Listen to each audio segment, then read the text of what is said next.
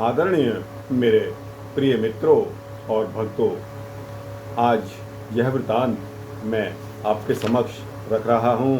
यह छंदोग्योपनिषद से लिया गया है और दोस्तों, यह गीता प्रेस गोरखपुर द्वारा प्रकाशित भी हुआ है। इसमें जब कोई व्यक्ति शिक्षा ग्रहण कर लेता है तो उसे उस पर घमंड हो जाता है। दोस्तों, जैसा कि मैंने पहले कई वृत्तांतों में आपके समक्ष आपको बताया था कि काम, क्रोध, लोभ, मद, मोह, अहंकार ये सभी हमारे कल्याण में हमारे दुश्मन हैं। तो दोस्तों, इन दुश्मनों से हमको बचकर रहना है। इस वृत्तांत में इसी के सापेक्ष आपको यह वृत्तांत बता रहा हूँ। दोस्तों, वृत्तांत अति सूक्ष्म है, अतः आपसे विनती है कि बने रहिए इस वृत्तांत के अंत तक मेरे साथ। दोस्तों, अरुण के पुत्र उद्दालक का एक लड़का श्वेतकेतु था। उससे उसके पिता ने एक दिन कहा कि श्वेतकेतु, तू गुरुकुल में जाकर ब्रह्मचर्य का पालन करो, क्योंकि हमारे कुल में कोई भी पुरुष स्वाध्याय रहित ब्रह्मबंधु नहीं हुआ है। तदनंतर श्वेतकेतु गुरुकुल में चला गया और वहाँ उपनयन संस्कार करवाकर 12 वर्ष तक विद्या अध्ययन करता रहा। जब वह अध्ययन समाप्त करके लौटा तब उसने अपनी विद्या का उसे बड़ा अहंकार हो गया था।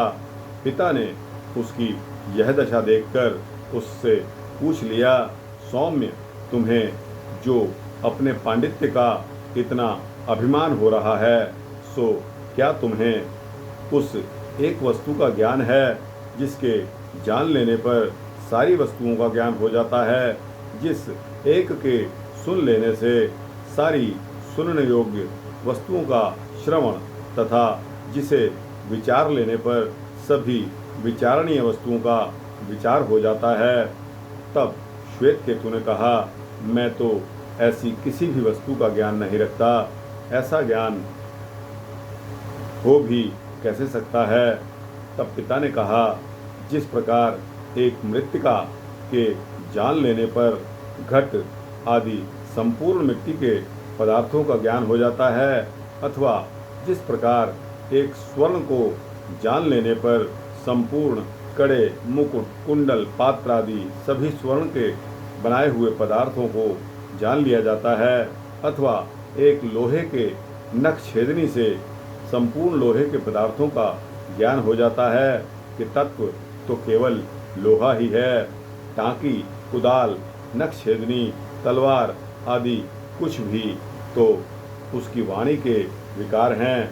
इस पर श्वेतकेतु ने कहा, पिताजी, पूज्य गुरुदेव ने मुझ पर इस प्रकार की कोई मुझे शिक्षा नहीं दी।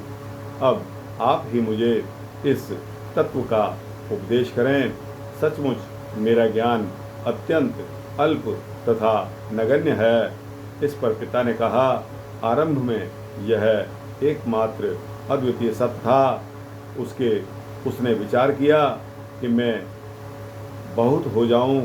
उसने तेज यानी कि अग्नि उत्पन्न की, तेज से फिर जल और जल से अन्न और पुनः सब अन्य पदार्थ उत्पन्न किए।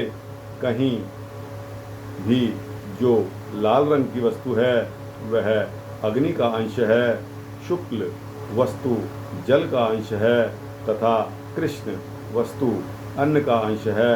अतएव इस विश्व में अग्नि, जल और अन्न ही तत्व हैं। इन तीनों के ज्ञान से ही विश्व की सारी वस्तुओं का ज्ञान हो जाता है, अथवा इन सभी के मूल सतत्व के जान लेने पर पुनः कुछ भी ज्ञेय अवशिष्ट नहीं रह जाता। श्वेतकेतु के आग्रह पर आरुणि ने पुनः इस तत्व का दही, मधु, नदी एवं वृक्ष आदि के उदाहरण से बोध कराया और बतलाया कि सत से उत्पन्न होने के कारण ये सब सत्य आत्मा ही हैं और वह आत्मा तुम ही हो। इस प्रकार श्वेत केतु ने सच्चा ज्ञान पाया कि एक परमात्मा के जान लेने, चिंतन करने, आराधना और पूजा करने से सबकी जानकारी, सभी की आराधना हो जाती है। तो दोस्तों, यह सूक्ष्म वृत्तांत यहाँ समाप्त होता है। आपको कैसा लगा? अच्छा लगा हो तो दोस्तों इसको अपने मित्रों, दोस्तों, जिज्ञासुओं, भक्तों को अवश्य भेजना। इस चैनल को सब्सक्राइब करेंगे तो आपको इसी तरह के भक्ति वृत्तांत मिलते रहेंगे। जय श्री राधे, जय श्री कृष्णा।